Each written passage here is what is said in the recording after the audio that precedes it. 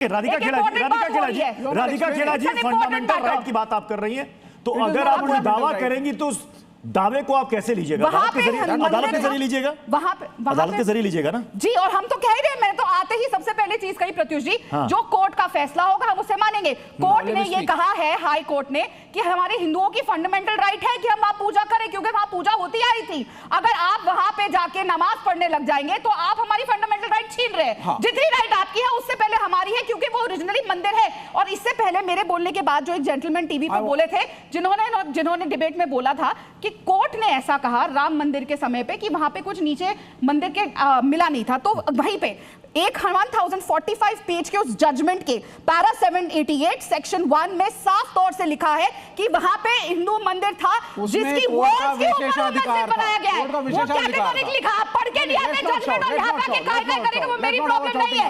Para 788 में categorically लिखा था, no you hold on, you can not keep controlling our mandirs all the time. अगर आप एथिस्ट हैं, आपके लिए हिंदू मुसलमान बराबर होना चाहिए। आप लगातार हिंदू के खिलाफ बोल रहे हैं, आप मुसलमान हैं। नहीं, मैं देश की माइनॉरिटीज के साथ खड़ा हूं। हिंदू मुसलमान अगर आप देश के मुसलमानों को टारगेट करेंगे, मैं खड़ा हूं उनके साथ। का मामला आप एथिस्ट नहीं हैं, एक्सेप्ट करिए, गलत से कहते हैं मुसलमान हैं, हम गलत से कहते हैं हिंदू हैं, आप गलत से नहीं, आप मुसलमान हैं। क्यों दंगे की बात कर रहे हैं? क्यों डरते हैं कहने पे आप मुसलमान हैं? क्यों दंगा कर रहे हैं साहब? बोलिए ना कि मैं इस्लाम में विश्वास रखता हूं।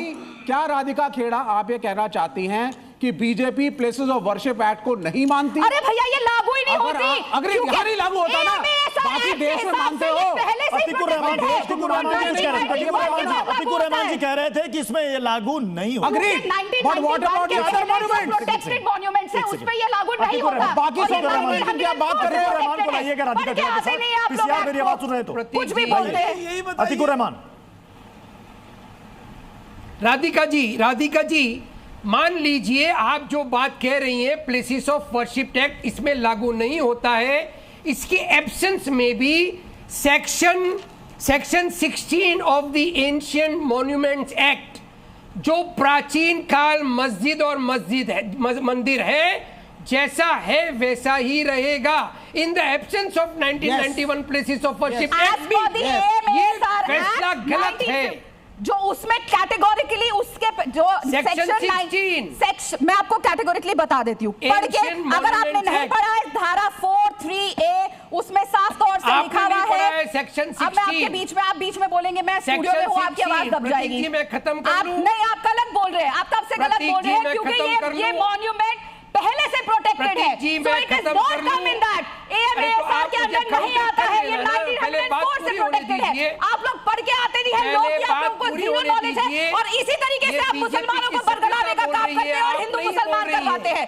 आपको अपनी धाराएं नहीं पता, आप एक्ट पढ़ के नहीं आते हैं, आपको कानून नहीं पता, आप सिर्फ हिंदू मुसलमान यहाँ भड़काने की कोशिश करते हैं और हिंदुओं की फंडामेंटल राइट्स पे आप अटैक करते हैं, और आप ये कोशिश करते हैं कि किस तरीके से मुसलमान के अंदर हिंदुओं के प्रति नफरत भरी जाए, और वही काम आप बैठ के नेशनल टेलीविजन पे कर रहे हैं।